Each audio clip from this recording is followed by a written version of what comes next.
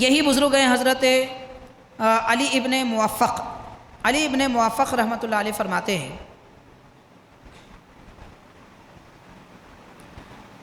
آپ نے ارشاد فرمایا حضرت علی ابن موفق رحمۃ اللہ علیہ کے، ایک مرتبہ جب میں نے حج کے ارکان پورے ادا کر لیے، ارکان حج ادا کرنے کے بعد میں نے اللہ کے دربار میں دعا کی، اے پروردگار میرے حج کا ثواب ان لوگوں کو عطا فرما، میرے حج کا ثواب ان لوگوں کو عطا فرما جن کا حج تیرے پاس قبول نہ ہوا۔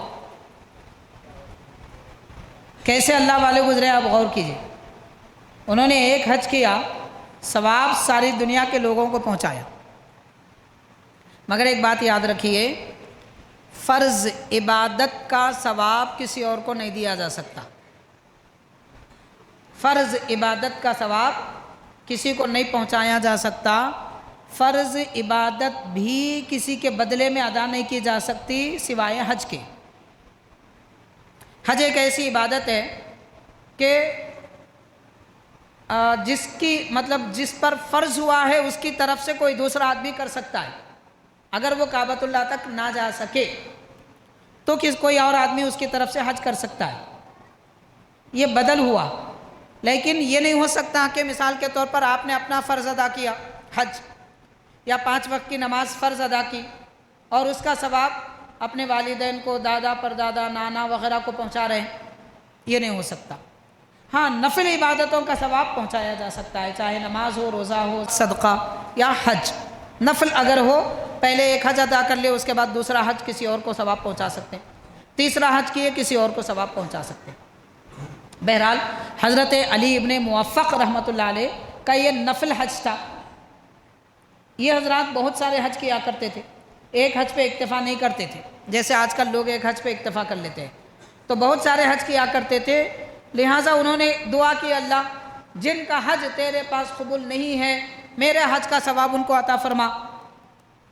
عرض کرتے ہیں غیب سے آواز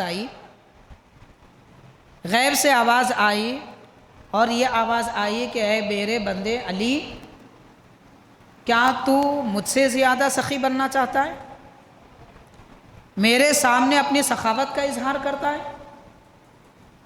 اس کے بعد فرمایا جبکہ سخاوت کا خالق بھی میں ہوں، سخیوں کو بھی میں نے پیدا کیا، دنیا میں جتنے سخی ہیں، بڑے داتا ہیں، خرچ کرنے والے ہیں، مہربان ہیں، رب فرما رہے سب کو میں نے پیدا کیا، سخاوت کو بھی میں نے پیدا کیا، سخاوت ہی نہ ہوتی تو کوئی سخی نہ ہوتا، اور آپ میرے سامنے اپنی سخاوت بیان کر رہے ہیں۔